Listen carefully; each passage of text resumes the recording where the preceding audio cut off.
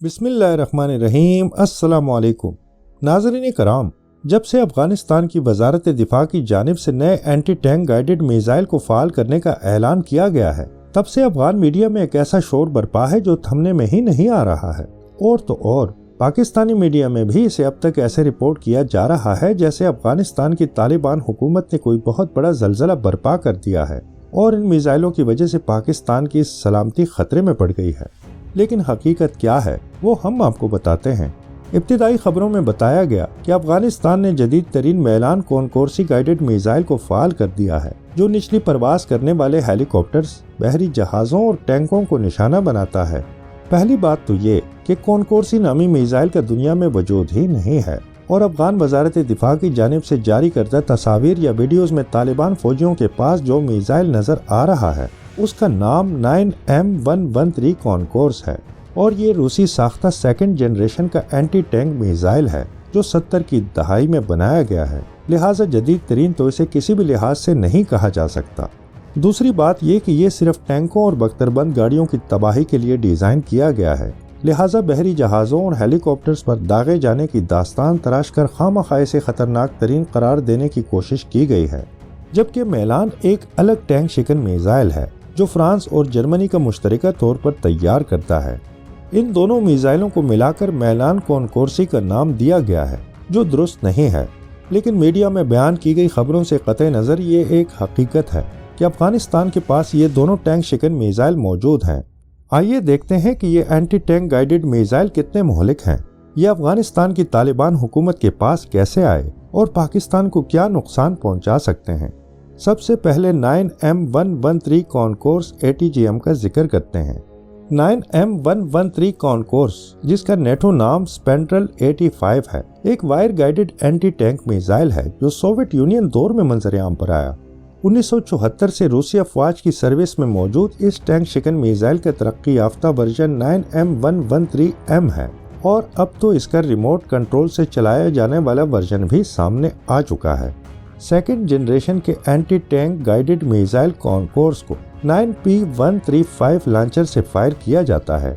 इसकी लंबाई 1.15 मीटर, कुतर 135 मिलीमीटर और वजन लॉन्चर के हिसाब से 14.6 से लेकर 22.5 किलोग्राम तक हो सकता है। ये वायर गाइडेड मिसाइल सिस्टम है जो सैक्लोस यानी semi automatic command to line of sight के तहत काम करता है। वायर गाइडेड सिस्टम मिसाइल और उसकी रहनुमाई के तरीक़ेकार के दरमियान जुड़ी पतली तारों के जरिए भेजे जाने वाले सिग्नल्स के जरिए अपने हदफ को निशाना बनाता है।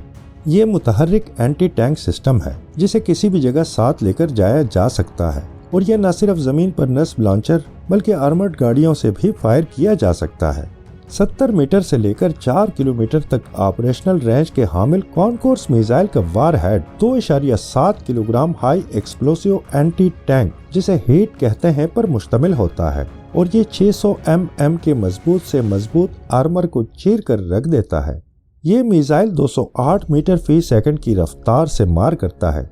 9M113 कॉनकोर्स बहुत से रूसी इत्तेहादियों के जेर इस्तेमाल रहा। अफगानिस्तान में भी रूसी अफवाज बड़ी तादाद में कॉनकोर्स का जखीरा अपने साथ लाई थी और बड़ी तादाद में अफगानिस्तान की उस वक्त की कम्युनिस्ट हुकूमत को भी ये ATGM फराहम कर दिए गए थे। लेकिन वक्त के साथ साथ अफगानिस्तान में इनकी तादाद बहुत कम रह गई थी और तालिबान को विरसे में अफगान नेशनल आर्मी और शुमाली इत्तेहाद की फोर्सेस की जानिब से चंद दर्जन मिसाइल ही मिले और वो भी कुछ ज्यादा अच्छी हालत में नहीं थे। लेकिन क़राइन यही बताते हैं कि भारत ने तालिबान हुकूमत को राजदारी से काबिल ज़िक्र तादाद में 2024 के वस्त में कॉनकोर्स ATGM की एक बहुत बड़ी तादाद फराहम कर दी थी। सिर्फ यही नहीं बल्कि अपने माहिरीन के जरिए तालिबान के फौजी एहलकारों को इस टैंक शिकन मिसाइल के बारे में ज़रूरी मालूमात और तरबियत भी दी है। वाज़ेह रहे कि रूस के अलावा ईरान और भारत लाइसेंस के तहत कॉनकोर्स ATGM मकामी तौर पर तैयार करते हैं और ये कोई ढकी छुपी बात नहीं कि दिफाई पैदावार का भारतीय इदारा भारत डायनामिक्स लिमिटेड ये मिसाइल हज़ारों की तादाद में बना चुका है। पाकिस्तान के खिलाफ तालिबान के हाथ मजबूत करने के लिए मौजूदा अफगान हुकूमत को ये मिसाइल चंद सौ की तादाद में फराहम कर दिए गए हों तो इसमें किसी को हैरत जाहिर करने की ज़रूरत नहीं। लेकिन सोचने की बात यह है कि तालिबान कॉनकोर्स ATGM से पाकिस्तान को ज़्यादा से ज़्यादा क्या नुकसान पहुंचा सकते हैं। ظاہر ہے کہ پاکستان کے ٹینک اور بختربند یونٹس افغان سرزمین پر کارروائی کے لیے گھسنے کا کوئی ارادہ نہیں رکھتے، اس لیے ان سے صرف یہ کام لیا جا سکتا ہے کہ انہیں پاکستان کے مورچوں، بنکرز اور فوجی پوسٹوں پر داغا جائے۔ اور اب میلان اینٹی ٹینک میزائل کا ذکر ہو جائے۔ میلان ایک Franco German anti tank guided missile system ہے۔ 1960 کی دہائی میں اس زمانے کے مغربی جرمنی اور فرانس نے مل کر اس کی تیاری پر کام شروع کیا اور کئی کامیاب تجربات کے بعد یہ 1972 میں سیکنڈ جنریشن ٹینک شکن ہتھیار کے طور پر سروس میں داخل ہوا اور بہت جلد نیٹو افواج میں ایک معیاری اینٹی ٹینک میزائل کے طور پر مقبول ہو گیا۔ میلان میزائل کے بعد میں مختلف ورژنز تیار کیے گئے اور اس کی متعدد اقسام سامنے آئیں، جن میں میلان F2، میلان 3، میلان 2T اور میلان ER شامل ہیں۔ میلان بھی کونکورس کی طرح وائر گائیڈڈ میزائل ہے۔ اس کا وزن 16.4 کلو گرام، لمبائی 1.2 میٹر، قطر 115 ملی میٹر یعنی 4.5 انچ اور رفتار 200 میٹر پر سیکنڈ ہے۔ اس کی آپریشنل رینج 660 سے لے کر 2000 میٹر ہے، لیکن میلان ER کی رینج 3000 میٹر یعنی 3 کلومیٹر تک بڑھا دی گئی ہے۔ میلان کی مختلف اقسام کو انفرادی اور گاڑی دونوں پلیٹ فارم سے لانچ کیا جا سکتا ہے۔ یہ مختلف جنگوں اور خانہ جنگیوں میں اپنی افادیت منوا چکا ہے اور اس کے ٹرائی پورٹ سے لانچ کیے جانے والے مین پورٹیبل ورژن نے اچھی خاصی تباہی مچائی ہے۔ ہائی ایکسپلوسیو اینٹی ٹینک کا حامل میلان اپنی مختلف اقسام کے تحت 350 سے 1000 mm کے مضبوط آرمر کو چیرنے کی صلاحیت رکھتا ہے۔ میلان اینٹی ٹینک میزائل کی مختلف اقسام فرانس، جرمنی، برطانیہ اور نیٹو افواج سمیت بہت سے ممالک کے زیر استعمال ہیں۔